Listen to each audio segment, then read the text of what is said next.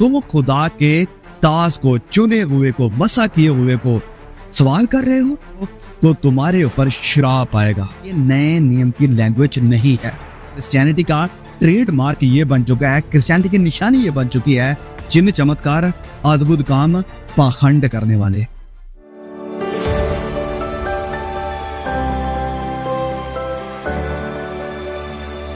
अगर किसी चर्च में, अगर किसी पंथ में आपको ये एक चीज दिखाई दे तो उस चर्च से भागो। बहुत सारे झूठे पंथ और बहुत सारे झूठे नबी इस एक टैक्टिक के साथ लोगों को कंट्रोल करते हैं, और इस एक चीज के साथ, ये जो एक निशानी जिसकी मैं बात कर रहा हूं, इसके साथ हम जान सकते हैं, देख सकते हैं कि क्या ये जो इंसान है वो झूठा नबी है, या क्या जिस चर्च का मैं हिस्सा हूं कहीं ये झूठा पंथ तो नहीं। तो आज खुदा का वचन हमें इस सारी गुलामी से आजाद करेगा, क्योंकि प्रभु यीशु ने कहा यूहन्ना रचित सुसमाचार में कि उन्हें अपने वचनों के द्वारा शुद्ध कर, क्योंकि तेरा वचन सच्चाई है। तो खुदा का ये जो वचन है ये शुद्ध करेगा, ये हमें आजाद करेगा, जिनके साथ ये पंथ और झूठे नबी लोगों को गुमराह करते हैं, लोगों को कंट्रोल करते हैं और अपने साथ जोड़ कर रखते हैं। मेरे प्रिय भाइयों और बहनों, अगर आपको आपके चर्च में या आपके पंथ में ये एक चीज दिखाई दे, या आपके नबी के अंदर, आपके मम्मी पापा, आपके प्रेरित के अंदर दिखाई दे, तो उस चर्च से तुरंत भागो। तो मैसेज की हम शुरुआत करते हैं खुदावंद के वचन के साथ, और वचन हम पढ़ेंगे लूका रचित सुसमाचार अध्याय 1 और उसके वचन 75 को। लूका की इंजील अध्याय 1 और आयत नंबर 75 यानी 75 को। उसके सामने पवित्रता और धार्मिकता से जीवन भर, इस लाइन को अंडरलाइन कर लें। देखा है कि जीवन भर निडर रहकर उसकी सेवा करते रहें। इंग्लिश में लिखा है, they will serve him without any fear. बिना किसी डर के वो खुदा की सेवा करते रहें या करते रहेंगे। नई वाचा में एक बहुत ही बड़ा प्रॉमिस है, एक बहुत ही बड़ा खुदा का वायदा है मेरे और आपके साथ। जो लोग मसीह यीशु के ऊपर विश्वास करते हैं उनके साथ ये वायदा है कि वो बिना किसी डर के, बिना किसी भय के खुदा की सेवा करते रहेंगे। अगर हमें डर को जानना है कि डर क्या होता था, तो पुराने नियम के लोग उससे अच्छी तरह से जानते हैं। जब हम पुरानी वाचा में देखते हैं तो पुरानी वाचा में, जो कि यहूदियों के साथ खुदा की वाचा थी, उसमें हमें देखने को मिलता है परमेश्वर का भय क्या होता था। कोई भी बिना शुद्ध हुए खुदा के मंदिर में नहीं जा सकता है। अगर वो गलती से चला भी गया किसी गुनाह को अपने साथ लेकर, तो हम जानते हैं वो मंदिर में ही मर जाता था, उसे खींचना पड़ता था एक रस्सी के साथ। हम जानते हैं अगर कोई अशुद्ध इंसान खुदा के उस आर्क को टच कर देता था तो तुरंत वो खत्म हो जाता था। ये एक दो एग्जाम्पल है, बहुत सारी ऐसी चीजें हमें देखने को मिलती है पुरानी वाचा में, पुराने नियम में, जहां पर हमें पता चलता है कि खुदा का भय मानना क्या होता था और इस कारण पाकीज़गी यानी पवित्रताई में रहना कितना ज्यादा जरूरी था। अब इसका मतलब ये नहीं है कि नया नियम का पाकीज़गी या पवित्रताई की बात नहीं करता है, डेफिनेटली करता है, लेकिन नए नियम की जो स्टडी है या नए नियम का जो मैसेज है वो हमें कहता है कि बिना किसी डर के खुदा की सेवा करते रहेंगे। अब डर के साथ नहीं, मोहब्बत के साथ सेवा होगी, प्यार के साथ, अपने दिल से सेवा होगी, क्योंकि दिल से प्यार करने वालों को और दिल से प्यार देने वालों को खुदा पसंद करता है, क्योंकि उसने पहले हमारे साथ प्यार को दिखाया है। ऐसा नहीं कि हमने उससे प्यार किया, वरन उसने पहले हमसे प्यार किया, ये वचन हमसे कहता है। और क्योंकि उसने हमारे प्रति प्यार दिखाया है, उसने हमारे प्रति मोहब्बत दिखाई है, तो अब हम भी उसी मोहब्बत के साथ वापस खुदा की सेवा करेंगे, उसको धन्यवाद देंगे और उसकी महिमा करेंगे। लेकिन मेरे प्रिय भाइयों और बहनों, शैतान का आज सबसे बड़ा टारगेट, आज ही नहीं ये हमेशा से रहा है, शैतान का सबसे बड़ा टारगेट है डर। और आज ये शैतान का वेपन, ये शैतान का हथियार कलीसिया में भी आ गया है, और कलीसिया में भी इस डर ने लोगों को कंट्रोल करना शुरू कर दिया है। प्रभु यीशु के बारे में जब हम पढ़ते हैं, कितनी बार खुदाम से यीशु ने कहा, जब हम सुसमाचारों में पढ़ते हैं कि ना डर, मत डर, तुम क्यों डरते हो? हे थोड़ी विश्वास वालों, हे कम विश्वास वालों, तुम क्यों डरते हो, क्यों भयभीत होते हो? फिर जब हम आखिरी किताब प्रकाशित वाक्य उसके पहले अध्याय यानी अध्याय 1 में पढ़ते हैं, चलिए मैं चाहता हूं कि हम इस आयत को खोलें। प्रकाशित वाक्य अध्याय 1 और उसके वचन 17 में यूं लिखा है, प्रभु यीशु ने यूहन्ना से बात करते हुए ये कही बात थी, और ये हमारे लिए भी है। वचन 17 में लिखा है कि जब मैंने उसे देखा तो उसके पैरों पर मुर्दा सा गिर पड़ा, मतलब खुदावन से यीशु का जलाली रूप देखकर, खुदावन से यीशु को उसके ग्लोरिफिकेशन में देखकर यूहन्ना इतना भयभीत, इतना डर गया, इतना अमेज्ड हो गया कि वो उसके कदमों में सीधा गिर गया, मुंह के बल गिरा, उसके कदमों में, वचन लिखा कि उसके पैरों में गिर पड़ा। और जैसे यूहन्ना गिरा खुदावन से यीशु के कदमों में, तो लिखा है उसने मुझ पर अपना दाहिना हाथ रखा। मुझसे यीशु ने अपना दाहिना हाथ रखा। दाहिना हाथ दिखाता है अथॉरिटी को, दाहिना हाथ दिखाता है सामर्थ को, अधिकार को जो मसीह यीशु के पास है। तो वो अधिकार उसने यूहन्ना को देते हुए, यूहन्ना के ऊपर जाहिर करते हुए उससे कहा कि सुन, मत डर, मैं प्रथम और अंतिम और जीवता हूं। मत डर, ना डर, डरने की जरूरत नहीं है। ये मैसेज मेरे लिए भी है और आपके लिए। प्रभु यीशु मुझे और आपको भी कहते हैं कि मत डर, मैं प्रथम, मैं अंतिम हूं, मैं ही सब कुछ हूं, मेरे द्वारा ही सब कुछ रचा गया, मेरे द्वारा ही उद्धार का कार्य मुकम्मल हुआ, मेरे द्वारा ही तुमने नजात को पाया है और मेरे द्वारा ही वापस तुम पिता के साथ रिकंसाइल यानी मिलाप कर सकते हो। इसलिए मत डरो। अगर कोई भी आपको डराने की कोशिश करता है, मत डरो। प्रभु यीशु ने, अगर जहां पर बात आई थी जान से मारने की भी, तो वहां पर भी प्रभु यीशु ने अपने चेलों से कहा कि इन लोगों से मत डरो। ये जो रोमी सिपाही हैं, जो बड़े क्रूर हैं, बड़े खतरनाक तरीके से लोगों को मारते हैं, मैं आपको कहता हूं कि इनसे मत डरो। जो आपके शरीर को खत्म कर सकता है, इनसे मत डरो। तो यस, डेफिनेटली प्रभु यीशु हमें कहते हैं कि संसार में रहते हुए तुम्हें किसी से भी डरने की जरूरत नहीं है। लेकिन जैसे मैं कह रहा हूं कि बड़े दुख की बात है आज कि बहुत सारे झूठे पंथ, अगर हम इतिहास में भी देखेंगे तो ऐसा हुआ है। कई ऐसे कल्ट ग्रुप उठकर खड़े हुए जिन्होंने लोगों के अंदर डर को भरा, भय को भरा और लोगों को कंट्रोल करना शुरू किया। और वो काम आज भी कई झूठे पंथ कर रहे हैं। और ना सिर्फ झूठे पंथ, वरन बहुत सारे झूठे नबी भी, बहुत सारे चर्चेस में भी शैतान की ये जो डर की आत्मा है, ये काम कर रही है। जब मैं कहता हूं डर की आत्मा, तो डेफिनेटली ये एक बिब्लिकल वर्ड है। बाइबल में लिखा है, संत पौलुस कहते हैं कि खुदा ने हमें डर का आत्मा नहीं दिया, डर का आत्मा नहीं दिया, वरन सामर्थ का, संयम का आत्मा दिया और प्यार का आत्मा दिया है। तो डर का आत्मा है ही नहीं।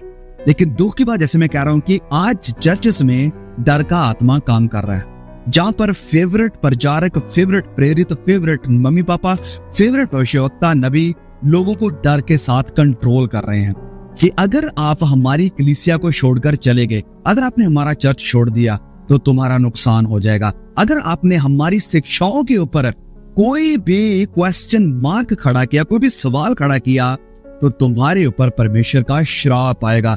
तुम खुदा के दास को, चुने हुए को, मसा किए हुए को सवाल कर रहे हो, उसके ऊपर क्वेश्चन मार्क कर रहे हो, उसकी अथॉरिटी को ललकार रहे हो, तो तुम्हारे ऊपर श्राप आएगा। मेरे प्रिय भाइयों और बहनों, ये नए नियम की लैंग्वेज नहीं है। मैं, आप, हम जो नई वाचा के विश्वासी है, जब मैं कहता हूं नई वाचा, तो मैं बाइबल की ये जो किताबें हैं 27 नए नियम की, मैं इनकी बात नहीं कर रहा हूं। वाचा है जो कि मसीह यीशु के लहू के द्वारा हमें मिली है।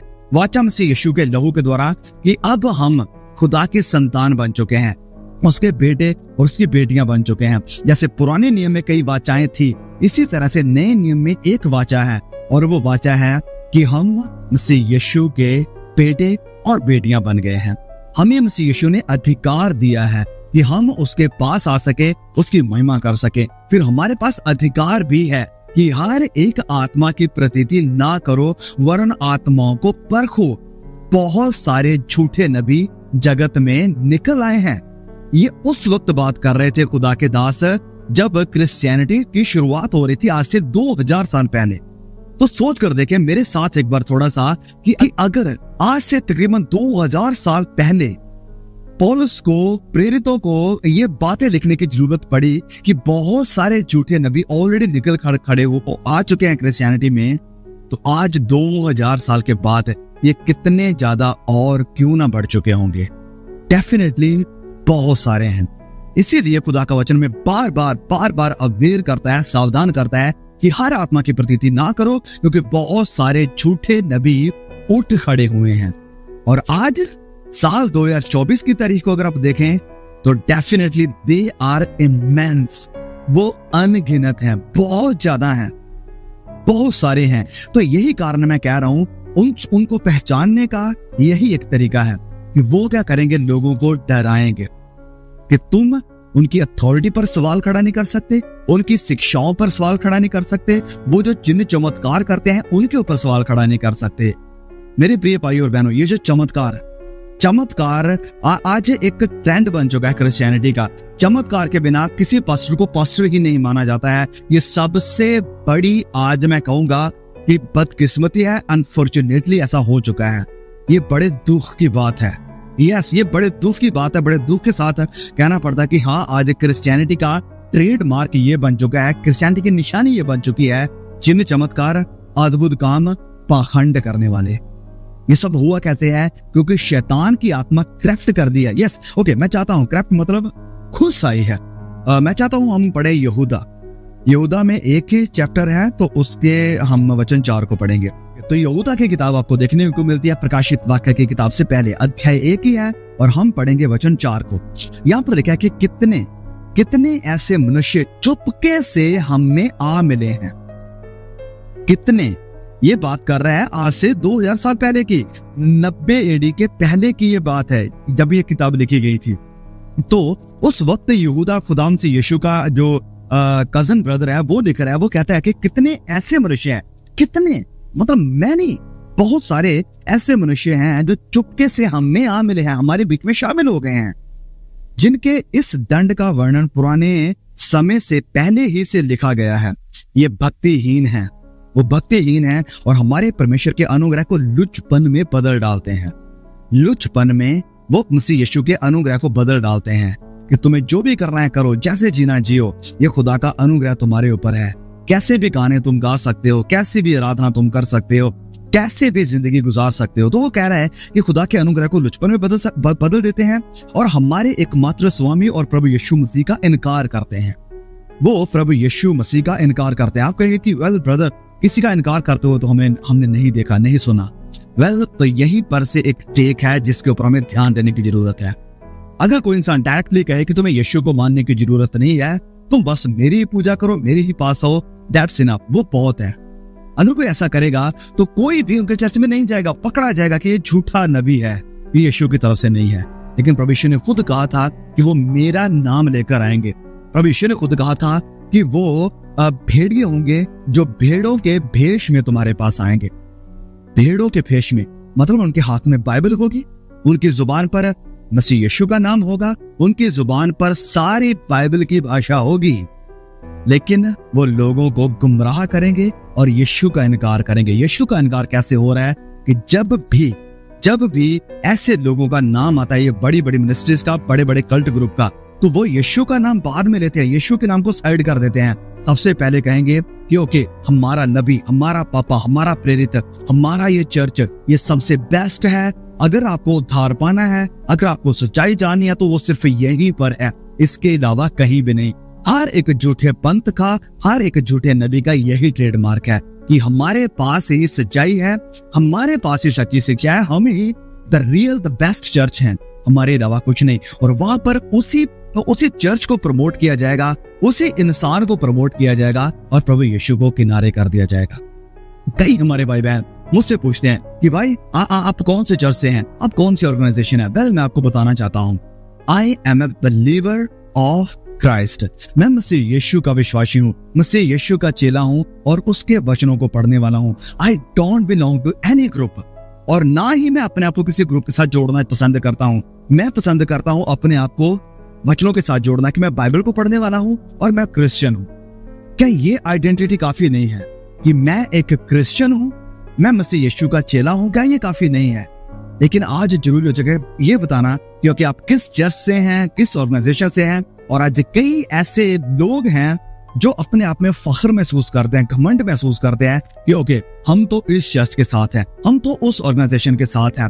मेरे प्रिय भाई और बहनों, जैसे मैं ये बात पहले भी कई बार शेयर कर चुका हूँ, अंकल जैक फनन कहते हैं कि जॉन वेस्ली जब स्वर्ग में गए तो उन्होंने वहां पर जाकर पूछा, वहां पर जो स्वर्गदूत थे उनसे पूछा कि क्या यहाँ पर कोई पेंटिकॉस्टल है, क्या यहाँ पर कोई प्रोटेस्टेंट है, क्या कोई यहाँ पर बैप्टिस्ट है, क्या कोई यहाँ पर कैथोलिक है, क्या कोई यहाँ पर लूथरन है, क्या कोई यहाँ पर साल्वेशन आर्मी से है, क्या कोई यहाँ पर मेथोडिस्ट है? तो उनका जवाब था, वेल, यहाँ पर ऐसा कोई भी नहीं है। उनका वेल, तो फिर यहाँ पर कौन है? उनका यहाँ पर हैं मसीह यीशु के चेले, मसीह यीशु के ऊपर विश्वास करने वाले यहाँ पर क्रिश्चियन हैं, the real born again Christian, जो नए सिरे से पैदा हुए। फिर वो नरक की तरफ गए, वहां पर से पूछा कि ओके, क्या यहाँ पर कैथोलिक्स हैं? उनका यस बहुत सारे। क्या यहाँ पर प्रोटेस्टेंट्स हैं? हाँ बहुत सारे। क्या यहाँ पर बैप्टिस्ट हैं? यस डेफिनेटली बहुत सारे। क्या पेंटिकोस्टल? हाँ बहुत सारे। और यहाँ पर कौन नहीं है? कहा यहाँ पर कोई प्योर क्रिश्चियन नहीं है, नए सिरे से जो पैदा हुआ और जो मसीह यीशु के नक्शे कदम पर चलता रहा, मसीह यीशु का चेला, यहाँ पर वो कोई नहीं है। मैं कहने क्या कोशिश कर रहा हूं, मेरे प्रिय भाइयों और बहनों, इन चीजों में घमंड करना छोड़ दें कि मैं इस चर्च का हूं, मैं उस चर्च का हूं, मैं इस पापा को मानता हूं, मैं इस नबी को सुनता हूं, मैं इस प्रेरित का चेला हूं, मेरा ये सबसे फेवरेट है, इसके अलावा मैं किसी के पास नहीं जाता हूं। प्लीज कम ऑन, मैं ये नहीं कह रहा हूं कि ओके आपको उन्हें सुनना बंद कर देना चाहिए। नहीं, डेफिनेटली अगर कोई अच्छा प्रचारक है, अगर कोई आपको वचनों के मुताबिक शिक्षा दे रहा है और उसकी जिंदगी वचनों के मुताबिक है, अगर कोई आपको खुदाम से यीशु के साथ जोड़ रहा है, संसारिक चीजों से, आप संसारिक के राज्य से आपका मन फिराकर स्वर्ग के राज्य की तरफ लगा रहा है, तो डेफिनेटली उन्हें सुने। वो एक प्रचारक हो सकता है, वो 5 प्रचारक भी हो सकते हैं। और मैं कभी भी ये नहीं कहूंगा कि आप एक ही प्रचारक को सुने, कभी भी नहीं ये कहूंगा, मैं कभी सजेस्ट नहीं करूंगा।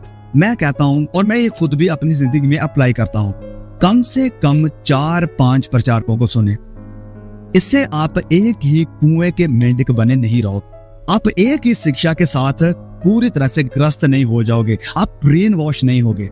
अगर आप अलग अलग विचारों को, अलग अलग कमेंट्रीज को, अलग अलग खुदा के दासों को सुनोगे, तो आपको अलग अलग व्यूज देखने को मिलेंगे और फिर आप खुद डिसाइड कर पाओगे कि क्या सही है और क्या गलत। अगर मैं अपनी बात करूं तो यस, मैं कम से कम, वैसे बहुत सारे प्रचारक हैं जिन्हें मैं सुनता हूं, लेकिन जिन्हें मैं रेगुलरली सुनता हूं वो 4-5 तो डेफिनेटली हैं, वो मेरी लिस्ट में पक्के हैं। तो मैं क्या कहने की कोशिश कर रहा हूं कि ये जो झूठे पंथ हैं, ये जो झूठे कल्ट ग्रुप हैं, झूठे प्रचारक हैं, झूठे नबी हैं, ये लोगों को डर के साथ कंट्रोल करते हैं कि हमारे ही पास सारी सच्चाई है। अगर आपने हमें छोड़ दिया, हमारे पंथ को छोड़ दिया, हमारी शिक्षा को छोड़ दिया, हमारे चर्च को छोड़ दिया, तो तुम्हारे ऊपर श्राप आना शुरू हो जाएगा, तुम्हारी आशीषें जाती रहेंगी, तुम्हारे ऊपर मुसीबतें आने शुरू हो जाएंगी। अगर आपने हमारी शिक्षा के ऊपर सवाल खड़ा किया, अगर आपने हमारी अथॉरिटी पर सवाल खड़ा किया, तो आप श्राप में चले जा सकते हैं। ये है डर के साथ लोगों को कंट्रोल करना। लेकिन मेरे प्रिय भाइयों और बहनों, मैं आपसे कहना चाहता हूं कि प्रभु यीशु ने किसी को नहीं डराया, उसके चेलों ने किसी को नहीं डराया। और ये मेरे 4 सिंपल टेस्ट है जो मैं हमेशा अक्सर करता हूं किसी भी प्रचारक को जज करने के लिए। यस डेफिनेटली वचनों में जज करने के लिए कहता है। हाँ, वो कुछ है जो खुदा के वचनों से अनजान लोग हैं, जो सच्चाई से अनजान लोग हैं, जिनके ब्रेन वॉश हो चुके हैं, वो डेफिनेटली उठाएंगे। उन्हें पता भी नहीं कि वो लिखा कहां पर है। जज ना करो, दोष ना लगाओ, उन्हें पूछ कर देखो कि हाँ भाई ये कहां पर लिखा है। मैं कई बार पूछ चुका हूं, जो लोग मुझे ऐसा कहते हैं कि भाई ओके बताना जरा कहां पर लिखा है। नहीं पता उन्हें। लिखा है मत्ती अध्याय 7:1 में कि दोष ना लगाओ, कहीं तुम्हारे ऊपर भी दोष ना लगाया जा सके। इसका मतलब क्या, वो एक और अनदर टॉपिक है। लेकिन वचन हमें जज करने के लिए कहता है, वचन हमें जज करने के लिए कहता है। वचन ये लिखा है डेफिनेटली वचन में कि मुंह देखा न्याय ना करो, मुंह देखा न्याय ना करो, सच्चा न्याय करो। सच्चा, तो सच्चा न्याय हमें करना है। अगर मुझे किसी प्रचारक को, किसी नबी को जांचना है कि क्या ये खुदा की तरफ से है या नहीं है, या हम इस वर्ड को कहेंगे परखना, डिसर्न करना, टेस्ट करना, तो मेरे ये 4 टेस्ट हैं। सबसे पहला, आप इसे अपनी जिंदगी में अप्लाई कर सकते हैं अगर आप गुमराही से बचना चाहते हैं, झूठे नबियों से, झूठे प्रेरितों से, झूठे पंथों से बचना चाहते हैं, तो ये डेफिनेटली टेस्ट आप अप्लाई कर सकते हैं। सबसे पहला कि क्या प्रभु यीशु ने यह काम किया। दूसरा, क्या प्रभु यीशु ने यह सिखाया। प्रभु यीशु ने यह किया, प्रभु यीशु ने यह सिखाया, अगर नहीं तो मैं भी इसे नहीं चाहता। तीसरा टेस्ट, क्या प्रेरितों ने यह किया, क्या प्रेरितों ने यह सिखाया। ओके, अगर उन्होंने नहीं किया मैं भी नहीं चाहता हूं। जैसे इसकी एग्जांपल मैं आपको देता हूं। आज क्रिश्चियनिटी में बहुत बड़ा ट्रेंड है, पूरी क्रिश्चियनिटी में, सिर्फ पंजाब, सिर्फ इंडिया में ही नहीं, सिर्फ एशिया में नहीं, वर्ल्ड वाइड, और पूरी क्रिश्चियनिटी में ये ट्रेंड है कि अगर आप किसी को गिराना शुरू कर देते हो तो लोग कहेंगे वाह वाह वाह, ये बंदा पावरफुल है, इसमें सामर्थ है, इसमें शक्ति है। आजकल अगर कोई, पंजाब की अगर मैं बात करूं, अगर कोई पास्टर, कोई नबी किसी को गिराता नहीं है तो उसे तो लोग पर्सनली नहीं मानते, उसे तो लोग खुदा का दास ही नहीं मानते। तो गिराना आज एक नेसेसिटी बन चुका है, एक जरूरत बन चुका है कि ओके, अगर आपको साबित करना है कि आप कितने सामर्थ्य हैं, कितने पावरफुल हैं, जैसे आप लोगों पर हाथ रखते हो, लोग गिरना शुरू हो जाएंगे। अब इस चीज को हम थोड़ा टेस्ट करते हैं। क्या प्रभु यीशु ने ये किया? क्या प्रभु यीशु ने ये सिखाया? जवाब है कभी भी नहीं, कभी भी नहीं, कभी ऐसा नहीं हुआ। हाँ, कुछ एग्जांपल्स लोग आपको देंगे कि जब प्रभु यीशु को लोग पकड़ने के लिए आए तो वो गिर गए थे। हाँ, तो क्या हुआ? फिर कई लोग कहेंगे कि जैसे यूहन्ना से अभी आपने पढ़ा था अध्याय 1:17 में कि यूहन्ना जब मसीह यीशु को देखा तो मुंह के बल गिर गया। हाँ, वो मुंह के बल गिरा था, वो पीछे गिरा नहीं था, वो कीड़े मकोड़ों की तरह जमीन पर नहीं रेंग रहा था, ऐसा नहीं था। लेकिन आज तो हम लोगों की छोड़ो, ओके, कई लोग कहते हैं कि वो जो लोग थे पकड़ने के लिए मसीह यीशु को, वो गिर गए थे, डेफिनेटली वो गिर गए थे, लेकिन क्या वो विश्वासी थे? जवाब है नहीं। लेकिन आज जो चर्च की टीम होती है, स्पेशली मुझे तो मीम बनते हैं, मीम बनकर फेसबुक के ऊपर, इंस्टाग्राम के ऊपर इन चीजों का मजाक उड़ाया जा रहा है, क्रिश्चियनिटी का। किस चीज को लेकर? कि जैसे वो एक औरत पर जो वर्शिप टीम की जितनी भी वो लड़कियां होती हैं खड़ी वहां पर, उनके ऊपर हाथ रखते हैं तो वो सारी की सारी नाचना, रेंगना, गिरना, उछलना शुरू कर देती हैं। ओके, अगर उनके अंदर दुष्ट आत्मा है तो वो स्टेज पर क्या कर रही थी? आपने कैसे उन्हें वर्शिप लीड करने दिया अगर वो पवित्र ही नहीं है? अगर वो पवित्र हैं तो वो गिर क्यों रही हैं? क्यों वो गिर रही हैं? तो जैसे मैं कह रहा हूं, ओके, लोगों का तो छोड़ो, यहाँ पर वर्शिप लीडर जो है, वर्शिप करने वाली लड़कियां हैं, वो भी गिर रही हैं, वो भी कीड़े मकोड़ों की तरह रेंग रही हैं। उनका छोड़ो, कई पास्टर्स जो अपने आप को नबी, अपने आप को प्रेरित कहते हैं, सिखाने वाले जो हैं, वो भी गिर रहे हैं। ऐसे लग रहा है जैसे करंट लग रहा है, ऐसे आई मीन कम ऑन। आप क्या कल्पना कर सकते हो कि प्रभु यीशु पूरी सामर्थ्य के साथ भरे हुए, जैसे ये कहते हैं कि पवित्र आत्मा की सामर्थ्य होती है, पवित्र आत्मा की वचन में लिखा है कि प्रभु यीशु आत्मा की सामर्थ्य के साथ भरपूर थे। क्या आप कल्पना कर सकते हैं प्रभु यीशु ऐसे बिजली के करंट की तरह उछल रहे हैं जमीन के ऊपर, रेंग रहे हैं पूरी जमीन के ऊपर? कम ऑन, मैं तो ये कभी इमेजिन नहीं कर सकता। तो जैसे मैं कह रहा हूं, क्या प्रभु यीशु ने ये किया? क्या प्रभु ने सिखाया? कभी भी नहीं सिखाया। क्या चेलों ने ये किया? क्या चेलों ने ये सिखाया? जवाब है नहीं। तो इस कारण मैं खुदा के जब वचनों को देखता हूं तो खुदा का कलाम, प्रभु के वचनों की ये सच्चाई मुझे आजाद करती है इन सारी गुमराहियों से। मैं ये बिल्कुल भी नहीं कह रहा हूं कि मैं बड़ा इंटेलिजेंट हूं, मैं सबसे ज्यादा स्मार्ट हूं, बिल्कुल भी नहीं। मेरे प्रियो, ये कलाम आपके पास है, ये कलाम मेरे पास भी है, और प्रभु के वचन में लिखा है कि सच्चाई को तुम जानोगे तो तुम्हें सच्चाई आजाद करेगी, आजाद करेगी इन सारी गुमराहियों से, इन सारे अंधकार के कामों से। और ये सच्चाई को जब मैं पढ़ता हूँ, इस सच्चाई को जब मैं जानता हूँ, और मैं धन्यवाद देता हूँ, सारी महिमा देता हूँ खुदा से यीशु को, पवित्र आत्मा को, इस प्रकाशन के लिए जो उसने दिया है कि हम देख सकते हैं कि खुदा का कलाम क्या सिखा रहा है, क्या कह रहा है, और आज क्रिश्चियनिटी में क्या चल रहा है, क्या सिखाया जा रहा है। तो मेरे प्रिय भाइयों और बहनों, हम बात कर रहे थे डर की कि अगर कोई पंथ, कोई प्रचारक आपको डर के साथ कंट्रोल करता है तो वो डेफिनेटली परमेश्वर की तरफ से नहीं है। द स्पिरिट ऑफ क्राइस्ट, मसीह यीशु का जो आत्मा है, परमेश्वर का जो आत्मा है, खुदा का कलाम, पवित्र आत्मा, ये हमें आजाद करता है हर तरह के डर से। ये हमें हर तरह के डर से आजाद करता है। और जितने भी मेरे भाई बहन, जितने भी बच्चों को सिखाने वाले हैं, जितने भी खुदा के दास हैं, जितने भी सेवक भाई बहन हैं, मैं उन्हें भी रिक्वेस्ट करता हूँ, आइए अपनी कलीसियों को लिबरेट करें, आजाद करें, निकाले इन सारी गुमराहियों से।